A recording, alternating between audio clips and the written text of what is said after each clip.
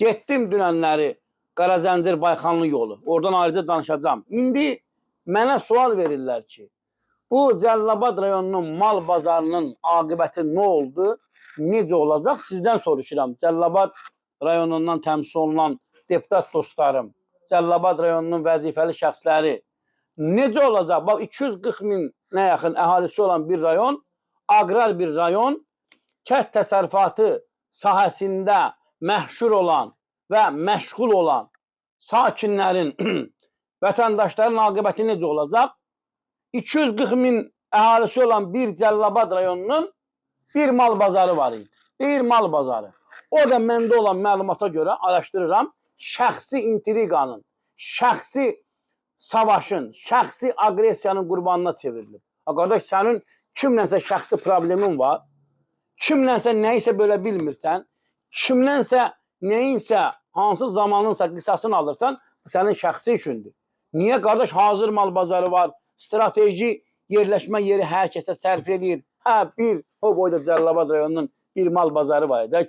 Qalıb Cəlilabad sakinləri, qalıb qonşu rayonlar arasında. Lənkəranın, Masallının, Biləsuvarın, Asan Xidmət Masallıda, Asan Xidmət Lənkəranda, digər regional idarələr, digər rayonlarda bu boyda rayonun bir mal bazarı var idi. Onu kim çox gördü bu sakinlərə? Ümumiyyətlə, mən bir məsələni buradan deyəcəm, heç kim inciməsin. Siz bu Cəlilabadı idarə edən o dırnaqarası qəhrəmanlar, o sərvət sahibi olanlar, siz bu rayondan nəyin qisasını alırsınız? Nəyin qisasını alırsınız? Niyə imkan vermişsiniz bu rayonu inkişaf eləsin? Subsidiyalarla bağlı kifayət qədər mənə zəylər gəlir. Bugün subsidiyaların verilməsində ciddi problemlər var. Aqrar sahənin üzərinə niyə bu qədər baskı edirsiniz? Qardaş, Cənab Prezident kənd təsərrüfatından danışır, tapşırıqlar verir, mühüm sərəncamlar imzalayır. Rəhmətli Aslan əminin sözü olmasın, Allah rəhmət eləsin, deyirdi ki, o tapşırıqlar kürü-bəri keçmir, Cənab Prezident. Mən də buradan deyirəm, keçmir. Çünki Cəlilabad rayonunda vətəndaşların iki məşğuliyyəti var. Bunu bütün dövlət qurumları bilir. Əkinçilik, maldarlıq. Rayonda sənaye müəssisələri yox, zavod yox, fabrik yox. Hər dəfə mən bunu deyirəm, gənclərin də böyük əksəriyyəti daş kərxanalarındadır. Qoyun insanlar heç olmayan dana saxlasınlar. Heç olmayan qoyun saxlasınlar. Gətirsinlər həftədə bir dəfə o dananı, qoyunu satsınlar o bazarda 5 manat, 10 manat balalarına pul aparsınlar.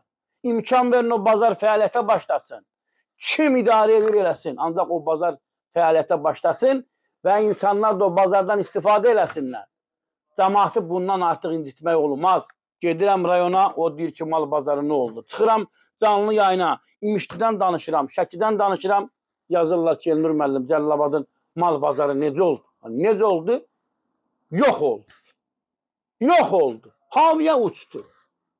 Mənə də yazırlar ki, şəxsi intriqanın, şəxsi agresiyanın qurbanına çevrilir. Qardaş, təkrar qeyd edirəm, sənin kimlənsə aranda mübahisə varsa, sənin kimsə qırmızı xəttə toxunubsa, sən onu cəmaatdan, niyə incitməkdən cəmaatdan qisas almalısan? Niyə imkan verməməlisən ki, bu rayonda bazar olsun?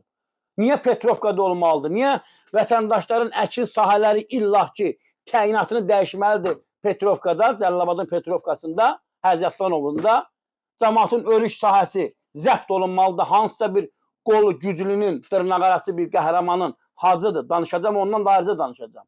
Sən niyə cəmaata məxsus olan ərazini mənimsəyirsən? Qardaş, kimsən sən? Kimə güvənirsən sən? Mən bir gündə ondan ayrıca danışacağım. O məşhur hacıdan ayrıca danışacağım. Yaxud Alarda. Alarda o bazar kimə lazımdır? Biləsuvarda var da qardaş. Niyə bu sən dağ kəndlərin 120 kəndin böyük əksəriyyəti maldarlıqla məşğuldur?